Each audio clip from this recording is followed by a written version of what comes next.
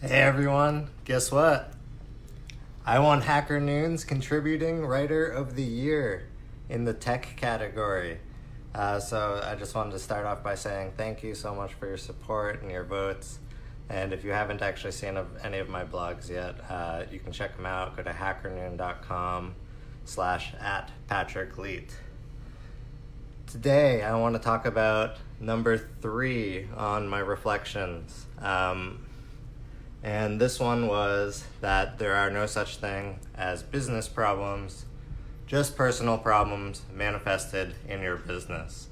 And that's actually a quote from Caleb Maddix, who was 18. He's had $2 million businesses already. And when I heard that, it was just, I got like goosebumps because I thought about it, and it's very true. All the biggest problems that I have in my business are because of me, or because of like the thing between my ears,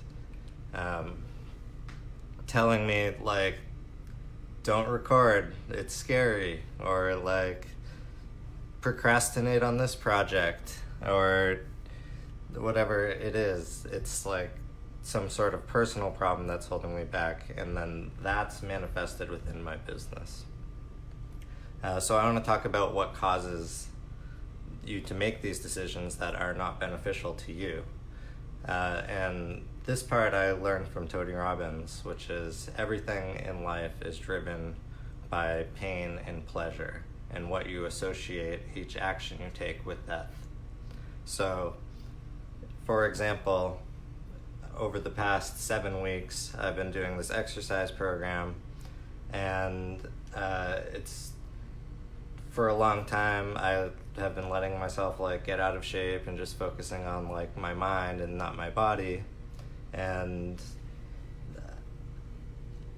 I just associated a lot of pain with like going to the gym and like working out. And I didn't really associate much pleasure with that at all. I used to rock climb a lot, and I associated a lot of pleasure with that. And I was in good shape at that time when I was doing that all of the time because of the pleasure I got out of it. But I got injured, and I had like trauma about like doing it again. So instead I just like got lazy.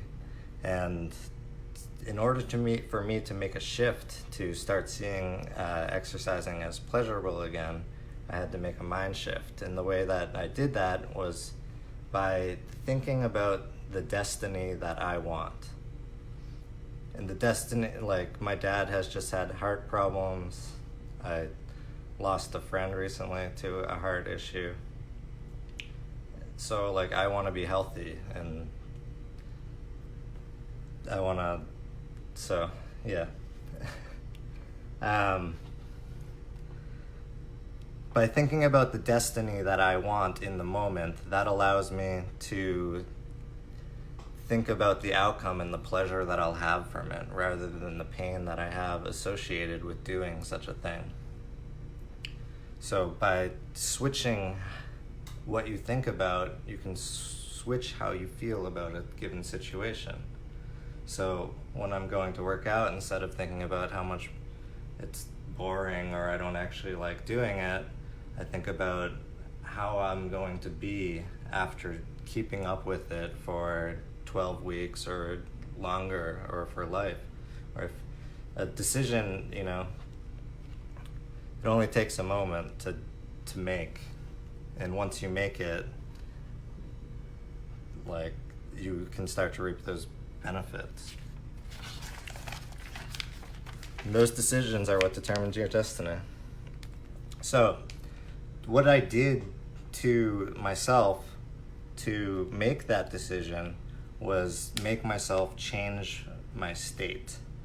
The state was an internal story that I was telling myself, that this is bad or this is painful.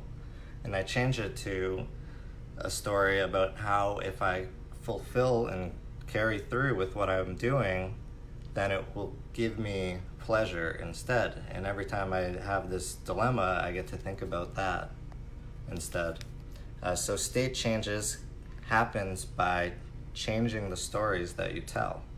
And interestingly, stories that you tell yourself can change your state, but stories that you tell others can also change their states.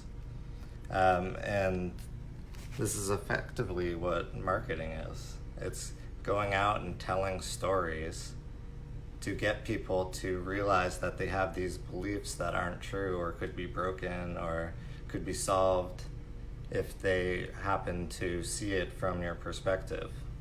And storytelling is a powerful thing because humans are kind of like weird in this way, where if you're telling a story and you're like going really into like detail about like the room around you and like the air and the temperature and like all of these little details, when someone's reading that or hearing that, they'll start to think of themselves as the protagonist.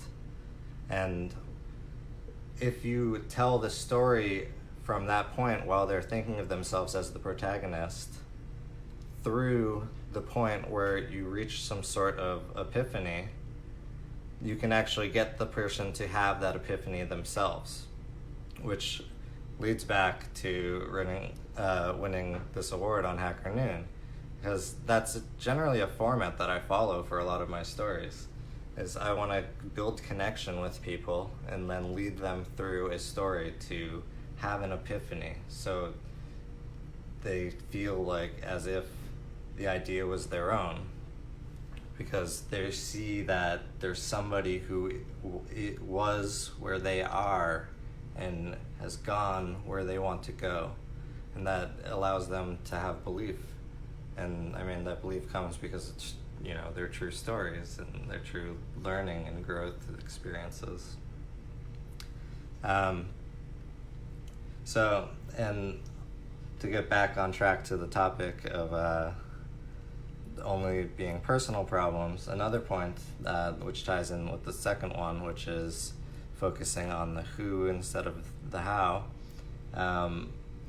If you have these personal problems and you can identify them as holding you back, that's when you can do something about it. Like if you decide, for me, I decided I did have some sort of issues that are like procrastination, that's like for some reason I'm not taking the actions that I want.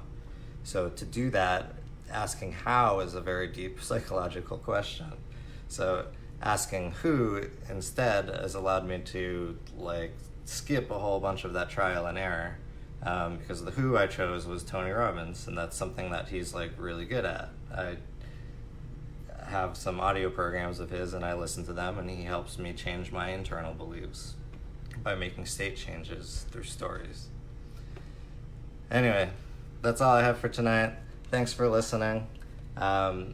If you found this useful, I'd love to hear your comments, and if you'd like to work with me or know my story, you can check out my website. It's patscott.io. Peace.